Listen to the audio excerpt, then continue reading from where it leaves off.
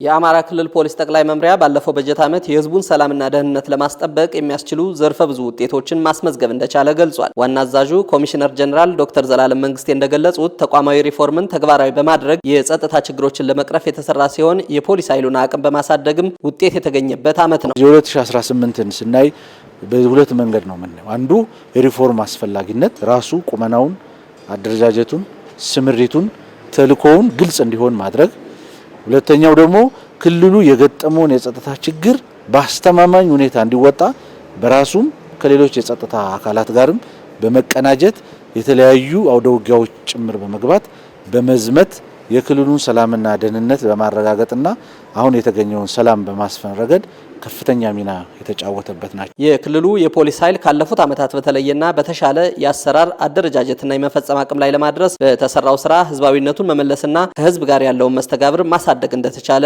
ኮሚሽነር ጀነራሉ ገልጸዋል። የተለያዩ የሪፎርም ስራዎች፣ አደረጃጀቶች፣ አወቃቀሮች፣ ስራና ሰራተኛን የሚያገናኙ ስምሪቶች አድርገናል።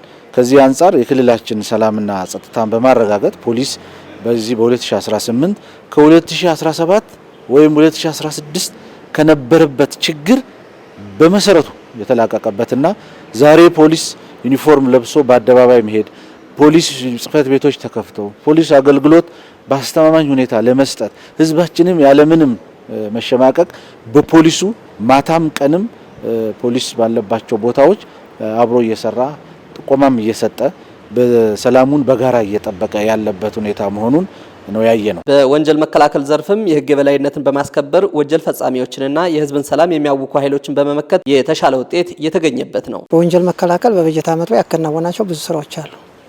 አንደኛ በክልላችን የተፈጠረውን ችግሮች የመቀልበስ ህግን የማስከበር ስራ፣ ህዝቡ የተረጋጋ ህይወት እንዲኖር ከቦታ ቦታ እንዲንቀሳቀስ ወንጀሉም እለት በእለት እየተከታተልን የሚያዙትን እንዲያዙ ለህግ እንዲቀርቡ ህዝቡም የዚህ ተባባሪ እንዲሆን ግንዛቤ የውይይት የኮሚኒቲ ፖሊስ ውይይት በሁሉም ከተሞች ግንዛቤ እንዲፈጠር በበርካታ ዞኖችና ወረዶች እየተሰጠ ነው የህዝብ ውይይት ስራ። በተያዘው በጀት ዓመትም የክልሉን ፖሊስ ሁለንተናዊ አቅም የበለጠ በማሳደግ በክልሉ አስተማማኝ ሰላም ለመፍጠር የሚደረገውን ጥረት ለማገዝ ትኩረት ተደርጎ እየተሰራ ነው። የተጠናከረ የተለወጠና ያደገ ነገር መኖሩን በዛሬ ግምገማችን አይተናል። ይሄ ሲባል ግን በቂ ነው አናል ለህዝባችን ገና መድረስ ይገባናል።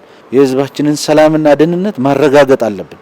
ለዚህ የሚከፈለውን መስዋዕትነት ለመክፈል ፖሊስ ኃይላችን በራሱም ከሌሎች የሀገር መከላከያ ሰራዊት፣ ፌዴራል ፖሊስ፣ የደህንነትና የጸጥታ ተቋማት ጋር እየተቀናጀ እየሰራ ነው ያለው። ይህንን አጠናክሮ በ2019ም ይቀጥላል።